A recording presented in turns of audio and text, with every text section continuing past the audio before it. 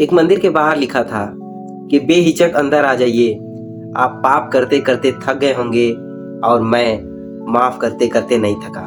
नमस्कार दोस्तों, मैं हूँ ऋषि कुशवाहा और ऋषि की नई सोच में फिर से आपका स्वागत है। तो लेकर आया हूँ एक छोटी सी कहानी। इस कहानी को पूरा सुनिएगा, आपकी जिंदगी की सार समझ में आ जाएगी। एक सम्राट होता है, उसके घर पर एक साधु महात्मा जाते हैं। जब वो साधु महात्मा जाते हैं उसके घर पे, तो वो सम्राट देखता है, बोलता है कि आपको क्या चाहिए।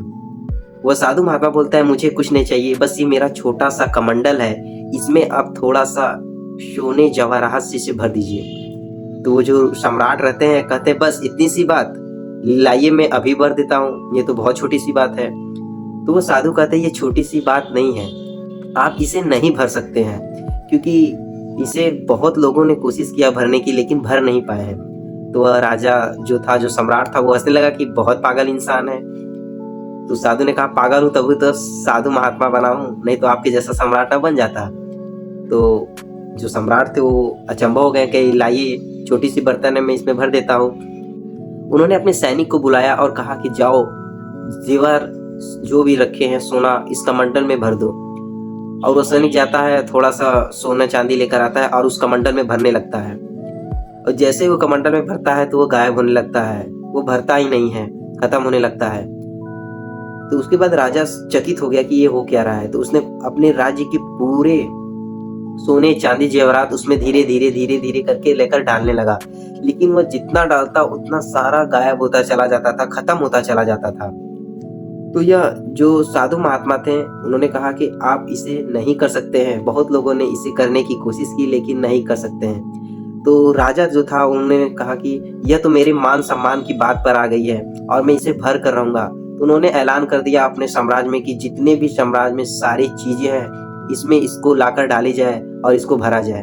उस सम्राट की बातों को अमल किया गया और जितने भी सारे साम्राज्य में धन जो भी लोगों ने कमाया थे, सारी चीजों को उस कमंडल में, जो साधु बाबा के कमंडल था, उसमें डालने लगे। लेकिन फिर भी वह सारा खत्म होता चला गया, सारा गायब होता चला गया। थक हार कर एकदम जो सम्राट था उनके चरणों में गिर गया और कहा, साधु महाराज, ये हमसे नहीं हो पाएगा। यह बर्तन कौन सा जादू का है जो कि इसमें सारी दुनिया, सारे सम्राट का, सारे राज्य का, इसमें हमने सोने चांदी जेवरात से भर दिया, फिर भी गायब हो जाता है, किस चीज से बनी है। तो उस साधु महात्मा ने कहा कि यह जो पात्र है, यह जो कमंडल है, वो हम लोगों के हृदय की तरह है। जैसे हम लोगों का हृदय है, कोई कितना भी चीज मिलता जाए लेकिन कमी रहता है, कोई भी धन संपत्ति हमको मिल जाए, कुछ भी सुख मिल जाए, हमको हमेशा ही कम रहता है। ठीक इसी प्रकार यह कमंडल भी है।